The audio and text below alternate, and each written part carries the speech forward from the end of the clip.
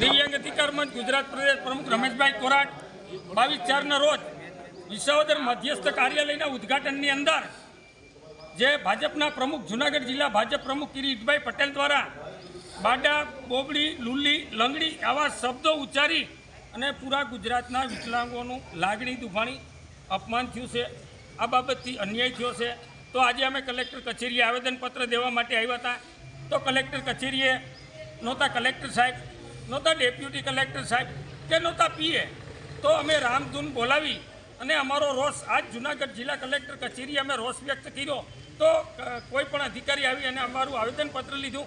પણ આ બાબતથી આવેદનપત્રની અંદર જે કલમ 16 મુજબ 2016-92 મુજબ ખરેખર કિરીટભાઈ પટેલ ઉપર ચૂંટણી પંચે કાર્યવાહી કરવી જોઈએ. ચૂંટણી પંચની જ ગાઈડલાઈન છે, તો ચૂંટણી પંચે આમાં કાર્યવાહી કરવી જોઈએ એવા પૂરા ગુજરાતના દિવ્યાંગોની માગણી છે. મોદી સાહેબે શું કીધું? મોદી સાહેબે થોડા જ વર્ષ પહેલાં વિકલાંગમાંથી રૂડું એવું નામ દિવ્યાંગ આપેલું છે. તો અમને એવું લાગતું હતું કે મોદી સાહેબે વિકલાંગો માટે કંઈક સારું નામ તો આપ્યું છે, પણ આ સારું નામ નહીં બોલી શકતા દિવ્યાંગો. આ લોકોને શું થતું છે? વિકલાંગ, બાડો, બુબડી, લુલી, લંગડી એવો શબ્દ કરી અને જનતાના મત લેવા માગે. ખરેખર આવા શબ્દોથી મત ઓછા થયા. ખરેખર ભાજપ તો જીતતીથી પ્રચાર કરવાની જરૂર નહોતી, પણ પ્રચારમાં 5-25% મત ઘટ્યા હોય એવું લાગે છે.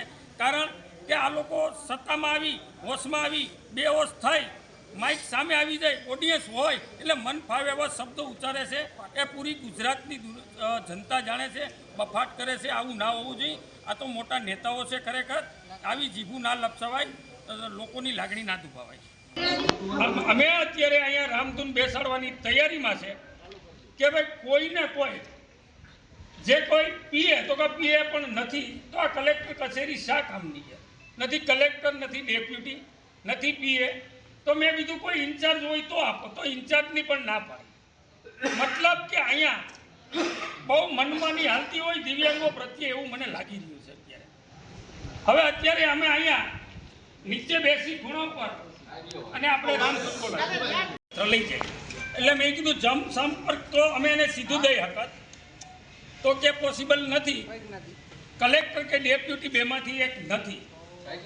એટલે મેં ખુદ એવું કીધું કે ભાઈ બંને રૂમ હું ખોલી અને જોઈ શકું, ડેપ્યુટી અથવા તો કલેક્ટર છે કે નહીં.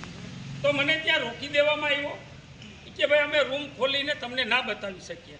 મતલબ કે કલેક્ટર અથવા ડેપ્યુટી કલેક્ટર હાજર છે, છતાં આ વિકલાંગોનું એક આવેદનપત્ર લેવામાં એક તસ્તી નહીં લઈ શકતા એ ખરેખર દિવ્યાંગોની આ દેશમાં દુર્ભાગ્ય કહેવાય.